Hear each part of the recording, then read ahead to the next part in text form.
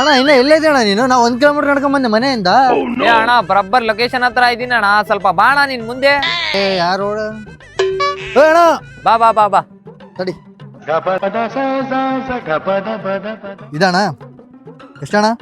400 ರೂಪಾಯಿ ಅಣ್ಣ. ಹೌದಾ, ತಗೋಣ. 100 ರೂಪಾಯಿ ಚೇಂಜ್ ಕೊಡು. ಹಾ ಹೇಳು ಬೇಬಿ. ಹಾ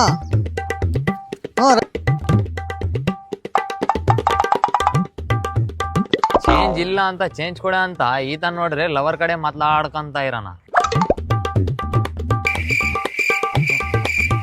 ಅಣ್ಣ ಏನಣ್ಣ ಇನ್ನೂ ಹೋಗಿಲ್ಲ ನೀನು? ಅದು 100 ರೂಪಾಯಿ. 100 ರೂಪಾಯಿ ಚೇಂಜಾ? ತಗೋಣ ಹೋಗು. ರೈಟ್. ಏನ್ ಪಾರ್ಸಲ್ ಇದು? ಓ ಶರ್ಟ್ಗಳಾ? ಎಷ್ಟು ರೂಪಾಯಿ? 400.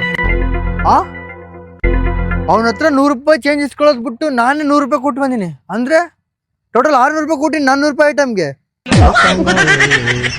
ಇಲ್ಲದ ನಾನು ಹೋಗ್ಬಿಟ್ಟಲ್ಲಿ ಅವನು. ಸಬ್ಸ್ಕ್ರೈಬ್ ಮಾಡಿ.